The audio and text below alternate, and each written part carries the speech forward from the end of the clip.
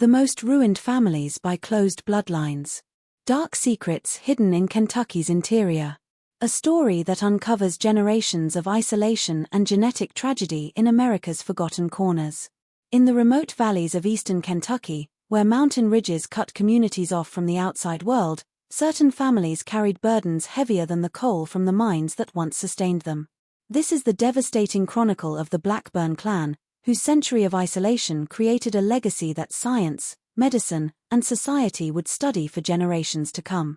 The year was 1952, when Drive Martin Coleman first ventured into Stillwater Hollow, a remote valley nestled deep in the Appalachian Mountains of Kentucky. Fresh from medical school at the University of Louisville, the young physician had accepted a rural posting that few doctors wanted. What he discovered there would haunt him for the remainder of his career. The road simply disappeared into overgrowth about 3 miles before the hollow, Dr. Coleman wrote in his journal. I continued on foot, following what appeared to be a game trail until the trees opened to reveal a clearing with several ramshackle cabins clustered near a creek. The isolation was complete, no telephone lines, no electricity, and based on the reactions I received, very few outside visitors. Around 1870, the Blackburn family had settled in Stillwater Hollow when Jeremiah Blackburn, a Civil War veteran, sought solitude after witnessing the horrors of battle. What began as one man's retreat from society evolved over generations into a completely isolated community. By the time Dr. Coleman arrived, approximately 47 individuals lived in the hollow, all descended from Jeremiah and the handful of initial settlers, which included his 2 sisters and their husbands. As Coleman approached the largest cabin, he noticed several adults sitting on the porch. Their wary eyes followed his every move. A man who appeared to be in his 50s but was likely much younger, later identified as Elijah Blackburn, the family patriarch, stepped forward. "Ain't seen your kind around here before," Elijah said, his speech noticeably slurred. Coleman observed that the man's facial features appeared asymmetrical, with one eye significantly lower than the other. "I'm the new doctor for the county," Coleman replied. "I'm making rounds to introduce myself." The tension was palpable as Coleman was reluctantly invited to examine several family members who had been suffering from various ailments. What he documented that day would form the basis for one of the most significant studies on the effects of genetic isolation in American medical literature. Concerning physical characteristics were displayed by 8 of the 17 children in the hollow: facial asymmetry, unusual gait patterns, and various skeletal malformations. 5 adults demonstrated signs of diminished cognitive development. Most troubling to Coleman was the high infant mortality rate. Dozens of small markers for children who hadn't survived beyond their first year were contained in the family graveyard. The situation became clear as I spoke with Sarah, Elijah's wife, Coleman noted. She referred to her husband as Cousin Elijah multiple times. Further conversation revealed that Sarah and Elijah shared the same grandparents. In Stillwater Hollow, this pattern of familial unions appeared to be the norm rather than the exception. More about the Blackburn family history was revealed during Coleman's return visits. Economic necessity, geographic isolation, and generational distrust of outsiders had created conditions where marriage between close relatives became commonplace. By the 3rd generation in the hollow, the genetic pool had become dangerously limited. The consequences were evident in Elijah and Sarah's youngest child, 6-year-old Rebecca.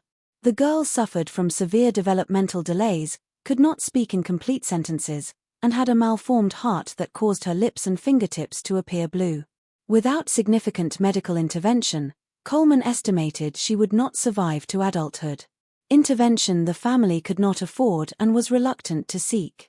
"What troubles me most," Coleman wrote, "is not just the medical conditions I'm observing, but the complete social isolation that perpetuates this cycle.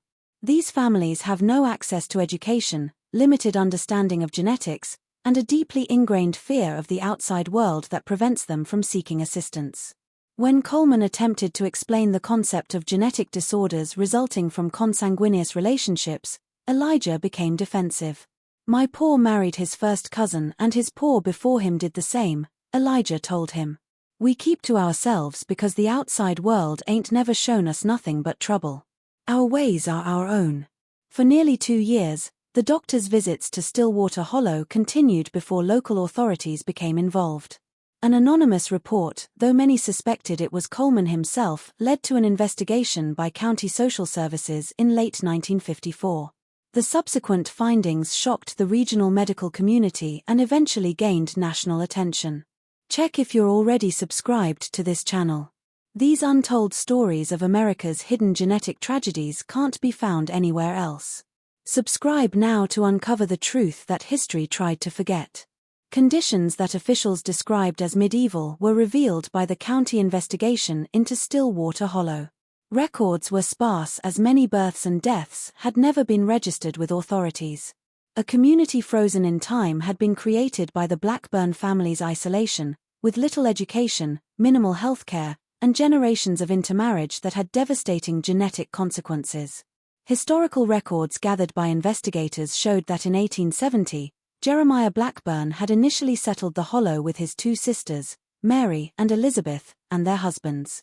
A small number of other families joined them, but by the 1890s, most had moved on, leaving primarily Blackburns in the isolated valley. Cut off from neighboring communities by rugged terrain and with limited transportation options, the family turned inward for marriages and partnerships. What we're seeing in the Blackburn family is a textbook case of genetic bottlenecking, explained Dr. Abigail Winters, a geneticist who reviewed Dr. Coleman's findings in 1955. When a population becomes isolated and reproduces primarily within itself, recessive genes that might otherwise remain dormant have a much higher chance of expression. The physical and cognitive challenges observed in this community are consistent with known effects of consanguinity over multiple generations. The most severe cases documented among the Blackburn children included David Blackburn, age 12, who had been born with 6 fingers on each hand and severe curvature of the spine that left him unable to stand upright. Despite his physical challenges, David demonstrated remarkable mechanical aptitude, creating intricate wooden toys with simple tools. Twins, Mary and Martha Blackburn, age 9, who both exhibited significantly delayed cognitive development and shared an unusual condition where their skin was extremely sensitive to sunlight, forcing them to remain indoors during daylight hours. Joseph Blackburn, age 4, who had not yet developed speech and displayed repetitive rocking behaviors. His eyes, unusual in their pale blue color, seemed unable to focus on objects or people. Rebecca Blackburn, the youngest at age 6, whose heart condition had worsened since Dr. Coleman's initial visit. Her limited energy meant she spent most days in bed listening to stories told by her older siblings. The investigation revealed that infant mortality in the Hollow approached 60%, nearly 10 times the national average in the 1950s. Those who survived often faced lifelong health challenges. Higher rates of early-onset arthritis, respiratory problems, and cardiac issues were shown by adult Blackburns than the general population. The situation represents a complex interplay of genetics, geography, economics, and culture, noted sociologist Dr. Frank Harrison, who joined the investigation team in early 1955. These families didn't choose isolation initially. It was thrust upon them by economic hardship in the challenging Appalachian terrain. Over time, that geographic isolation transformed into social isolation, reinforced by negative experiences when they did venture into nearby towns. Historical records showed that when Blackburn family members had attempted to integrate with neighboring communities, they often faced discrimination and ridicule for their appearance and limited education. This treatment reinforced their retreat from outside society and strengthened their reliance on their own closed community. Their isolation was exacerbated by the family's economic situation. The coal mines that had once provided income had closed in the 1930s. Through subsistence farming, hunting, and occasional craft sales in distant markets, the Blackburns survived. Their poverty meant no resources for education, health care, or transportation that might have broken the cycle of isolation. Valuable insights into the family's perspective were provided by Emma Blackburn, one of the few family members who had spent time outside the Hollow after marrying a logger from a neighboring county in the 1940s. "My relatives don't see themselves as suffering or needing rescue," Emma explained. "This Hollow is the only home they've known. They have their own ways, their own rules, their own understanding of family. They know the children aren't always born healthy, but they believe that's just their cross to bear, not something caused by their family arrangements. After her husband's death in a logging accident, Emma had returned to Stillwater Hollow, bringing with her some knowledge of the outside world, but ultimately reintegrating into the community's established patterns. The investigation reached a critical turning point when medical authorities determined that several of the younger Blackburn children, particularly Rebecca with her heart condition, required immediate medical intervention to survive. This set the stage for a complex legal and ethical battle that would challenge both medical professionals and the fiercely independent Blackburn family. Dr. Coleman, who had by now developed a tenuous trust with the family, found himself caught between his obligation to his patients and the growing pressure from authorities to intervene more dramatically in the Hollow's affairs. These people aren't monsters, Coleman argued in a meeting with county officials. They're the product of historical forces, geographic isolation, and generational poverty. Any intervention that doesn't acknowledge their humanity and dignity will fail and likely drive them further into isolation. As 1955 drew to a close, attention beyond Kentucky had been gained by the situation in Stillwater Hollow. Anonymized versions of Dr. Coleman's findings were published in medical journals, and social welfare organizations began to debate the ethical considerations of intervention for the Blackburn family, who had lived for generations according to their own rules. The outside world was closing in, bringing both promise and peril. Particularly harsh in the Kentucky mountains was the winter of 1955–56. Heavy snowfall further isolated Stillwater Hollow, cutting off even the tenuous connection Dr. Coleman had established. When he finally managed to reach the community in late February, he found a dire situation. Young Rebecca Blackburn's condition had deteriorated significantly, and 3 other children were suffering from respiratory infections that had turned dangerous without medical care. "I can no longer stand by as a passive observer," Coleman wrote in his journal. "Whatever the cultural and ethical complexities, these children need immediate medical intervention or they will not survive." What followed was an unprecedented operation that local newspapers would later call the Stillwater Rescue.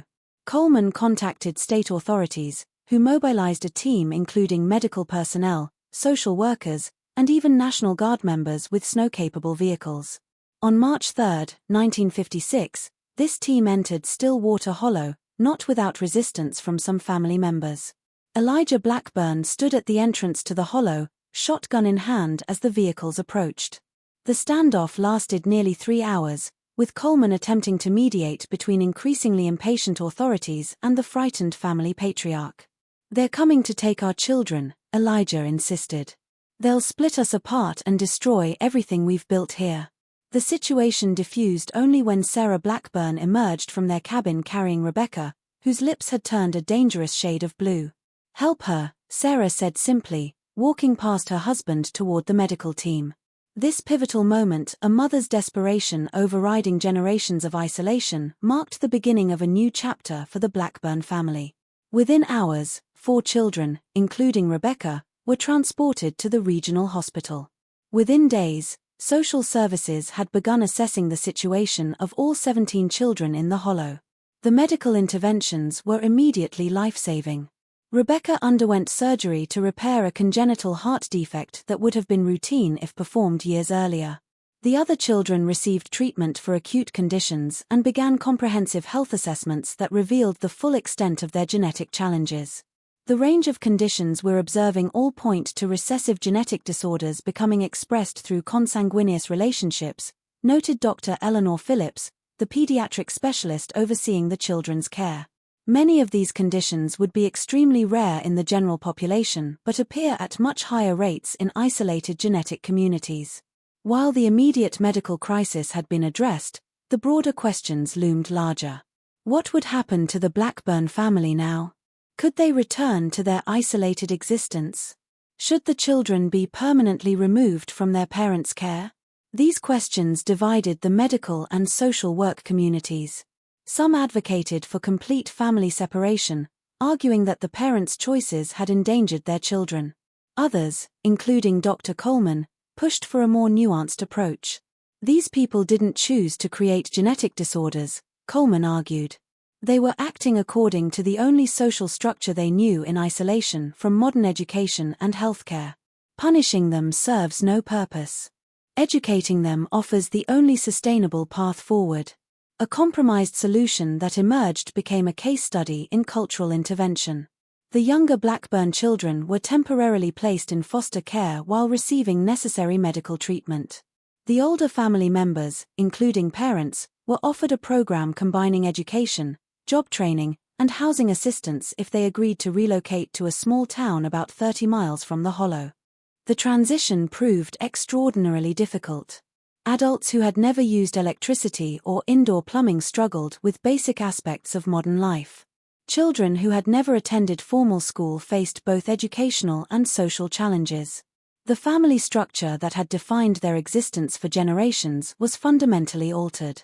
Sarah Blackburn, speaking to a social worker 6 months into the transition, expressed the family's complex emotions. "I know my Rebecca would have died without that operation. I'm grateful every day to see her running and playing now. But we've lost something, too. Our home, our ways. We're strangers here." If you've been touched by the Blackburn family's struggle, type Genetics Matters in the comments below.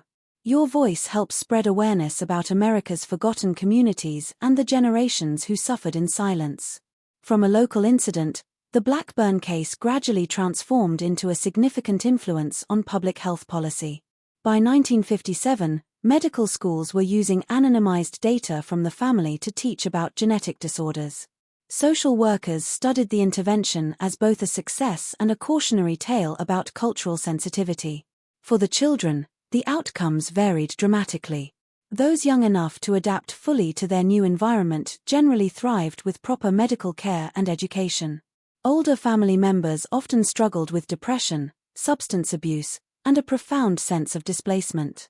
Rebecca, whose heart condition had precipitated the intervention, became something of a success story. By age 10, she had caught up academically with her peers and showed no signs of cognitive impairment. Her physical health, while still requiring monitoring, had stabilized following her surgery. What happened to the Blackburns represents both a medical and an ethical watershed, observed Dr. Harrison in a 1960 paper on the case. We must balance our obligation to protect vulnerable individuals, particularly children, with respect for cultural differences and family autonomy. There are no easy answers, only complex trade-offs. As the 1960s progressed, the Blackburn family case became increasingly significant in medical and scientific circles. Researchers from major universities sought permission to study the family's genetic makeup, creating detailed pedigree charts that traced certain conditions through multiple generations. Dr. William Harris, a geneticist from Johns Hopkins University who studied the Blackburn case extensively, explained the scientific significance. What we're observing in this family provides real-world evidence of genetic principles that previously existed primarily in textbooks. The expression of recessive traits, the compounding effects of genetic bottlenecking, and the specific manifestations of various disorders all become clearer when studied in this context. The scientific understanding of consanguinity and its effects had evolved considerably since the initial discovery of the Blackburn family. By the 1960s, researchers could identify specific patterns in certain disorders.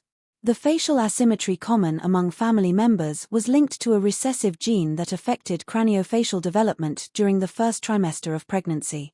In the general population, this gene was estimated to appear in fewer than 1 in 500 individuals. In the Blackburn family, it appeared in approximately 1 in 4 individuals.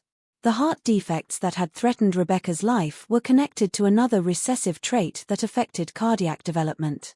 The specific type of defect seen in the Blackburns was normally extremely rare, occurring in approximately 1 in 25,000 births in the general population.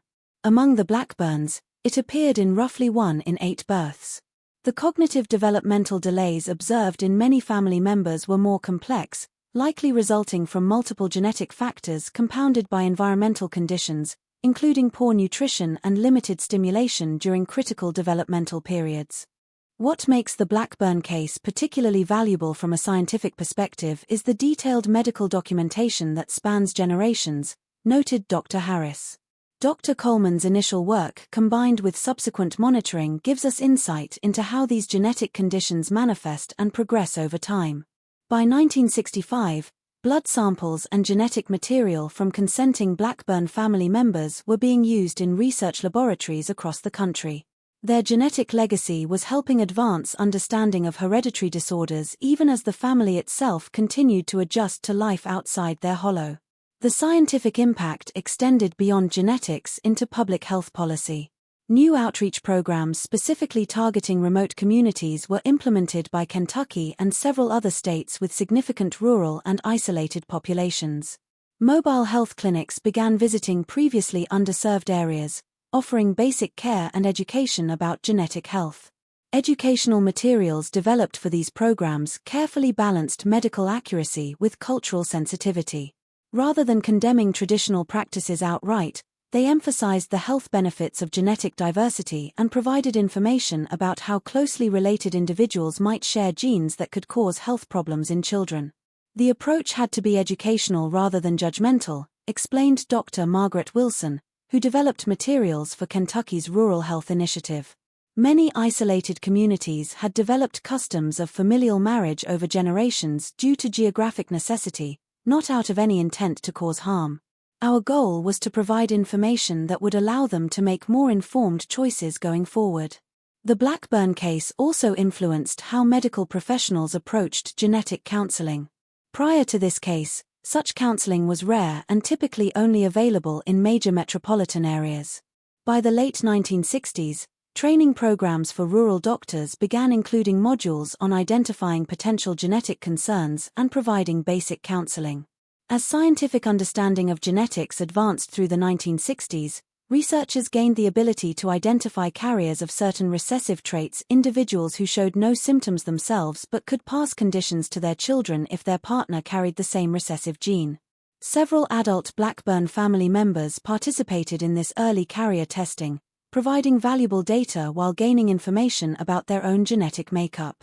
For many, this knowledge helped guide family planning decisions as they established new lives away from Stillwater Hollow. "I never understood why so many of our babies didn't survive," Emma Blackburn told researchers in a 1967 interview. "Now I know it wasn't a curse or punishment like some folks in the Hollow believed. It was something in our blood, something science can explain. That knowledge doesn't erase the pain, but it helps make sense of it." The scientific understanding gained from studying the Blackburn case and similar isolated communities ultimately contributed to broader public awareness about genetic health. By the early 1970s, basic information about genetic disorders and the increased risks associated with consanguinity had begun to appear in high school biology textbooks and public health materials. For the Blackburn family members themselves, this scientific legacy represented a complicated contribution to society. Many expressed pride that their family struggles had helped advance medical knowledge even as they continued to process the trauma of their disrupted lives and lost community. By the mid-1970s, 20 years after the intervention at Stillwater Hollow, the ripples of the Blackburn family case continued to spread through medicine, social policy, and the lives of the family members themselves. The once unified community had scattered across Kentucky and neighboring states with varying degrees of integration into mainstream society. Rebecca Blackburn, whose heart condition had precipitated the original intervention, graduated from college in 1972, the first member of her family to achieve this milestone. She chose to study social work, motivated by her own family's experience. "I remember very little of life in the Hollow," Rebecca explained in a 1975 interview. "My earliest clear memories are of the hospital after my surgery. But I've spent my life hearing the stories, both the hardships my family endured and how their experiences helped others. I wanted to be part of continuing that positive legacy." Rebecca's work focused specifically on rural Appalachian communities that remained isolated from mainstream healthcare. Her personal background gave her unique credibility when approaching families suspicious of outside interference. Not all Blackburn family stories ended as positively. Elijah, who had initially resisted the intervention, never fully adjusted to life outside the Hollow. He struggled with alcoholism and died in 1968, having spent his final years expressing a desire to return to the isolation of Stillwater. Sarah outlived her husband by nearly a decade, gradually becoming more comfortable with her new circumstances. Before her death in 1977, She became an unexpected ally in public health outreach, occasionally accompanying medical teams to speak with families in situations similar to what the Blackburns had experienced. "I don't judge anyone's choices," Sarah would tell these families. "But I wish someone had explained to me years earlier how our family arrangements were affecting our children's health." Knowledge doesn't have to destroy tradition. It can help preserve what's most important, the children themselves. The long-term medical outcomes for the Blackburn children varied considerably, based largely on their ages at the time of intervention. Those who were infants or very young children in 1956 generally developed normally once provided with appropriate medical care, nutrition, and education. Those who were older at the time of intervention often continued to struggle with both physical and psychological challenges. David Blackburn, who had been born with skeletal malformations, underwent multiple surgeries throughout his teens. Though the procedures improved his mobility, he continued to experience chronic pain and limited function. Nevertheless, he developed his mechanical aptitude into a career repairing agricultural equipment work that allowed him to support himself while accommodating his physical limitations. The twins, Mary and Martha, followed different paths. Mary adapted relatively well to life outside the Hollow, eventually marrying and having 2 children of her own after genetic counseling confirmed her specific recessive traits posed minimal risk when partnered with someone from outside the family. Martha struggled more significantly with social integration and remained dependent on supportive care throughout her adult life. Joseph, who had not developed speech by age 4, was eventually diagnosed with a complex developmental disorder. With intensive intervention, he gained limited verbal communication skills but required lifelong support. He found his greatest connection through music, developing a remarkable ability with several instruments despite his other challenges. By 1975, the original Stillwater Hollow had been largely reclaimed by nature. The cabins had collapsed and forest had overgrown the cleared areas where the Blackburns once farmed. Only the small family cemetery remained visible, a solemn reminder of the generations who had lived and died in isolation. The scientific and medical legacy of the Blackburn case continued to evolve. Blood samples and genetic material provided by consenting family members in the 1960s remained valuable research resources into the 1970s and beyond. As genetic science advanced, researchers gained new tools to understand the specific mechanisms behind the conditions observed in the family.